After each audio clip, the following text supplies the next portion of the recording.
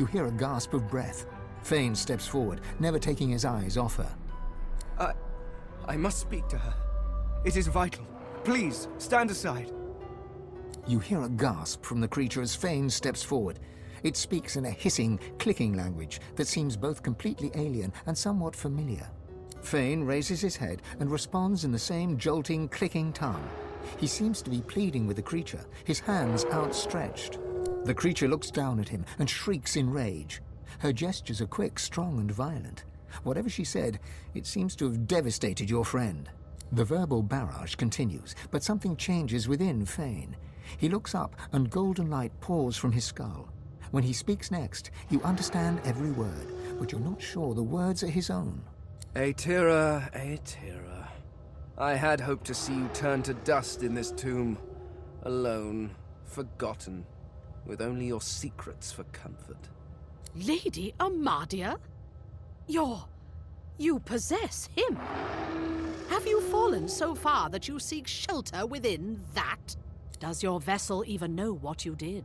The war you started, the greed and avarice that saw you betray the Eternals? The glow fades, and Fane seems to return to himself. He staggers slightly, exhausted by everything that's happened. The creature turns away from him and, panting, turns to you. The creature looks down from its perch, trembling. It crawled out of that sarcophagus as if it had forgotten how to move its limbs. It turns to you, and you see its face is covered by an intricate mask. From behind its unmoving lips, you hear a noise. It starts as a groaning, croaking chatter, but slowly becomes more distinct. It's speaking. Mais Saravel te de l'arentu, Chamery?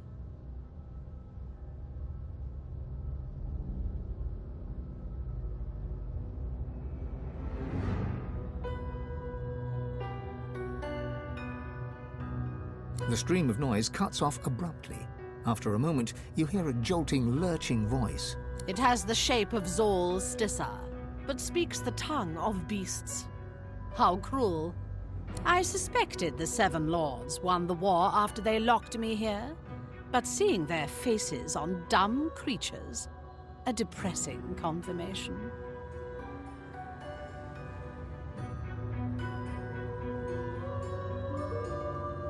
Gods? What is this senseless braying? The Seven Lords were Eternals, just as I am. Deep within your soul, you feel your god stirring at the sound of the voice. You can feel its anger and fear swelling inside you.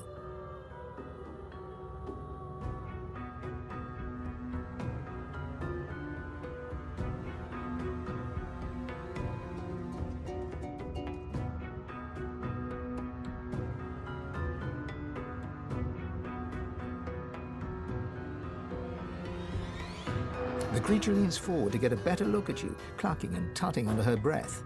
It seems to be a simple form at its core, a sauce vat. A walking, unfortunately talking, sauce vat. Fascinating. I wonder how to extract the sauce from the vessel without... She pulls back suddenly, recoiling in horror. It is crumbling. Almost imperceptibly, but it is turning to dust before my eyes.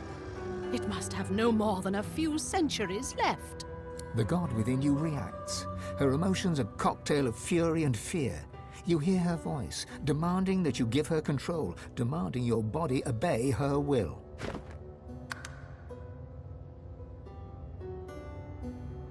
Aetera, you worm. An eternity locked away was too good for you. I should have seen you ground to dust and fed to the wind. Your heresies deserve nothing less. The figure recoils, as if struck. Amadia! What happened to you? Did you truly fall so far? Silence. It is your king that has fallen. He and all the other eternal cowards were flung into the void. And the power you were too scared to hunt has made me a god. And yet here you stand, small, weak, decaying. I will not even need the Aeteran to grind you into the dust. You feel your god freeze at the mention of this Aeteran, a cold terror settling in your chest. Where is it? Ha! Of course you never found it. You always lacked imagination, Lady Amadia. I hid it in these very caves, although I can feel its distance now.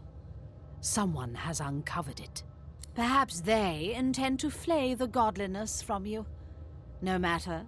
Given your pathetic state, it is mine to collect at my leisure.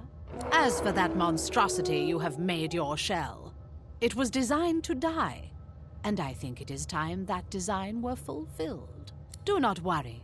The source shall not be wasted. It will carry me from this tomb. It will bring me freedom at last.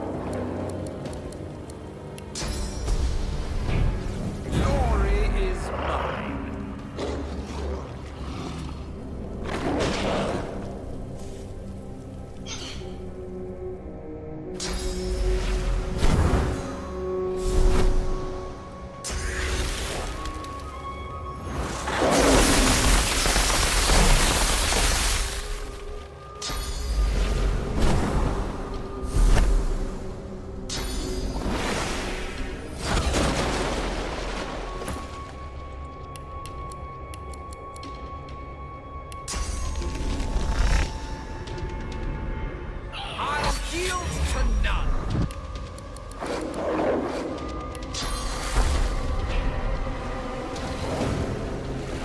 I'll yield to none!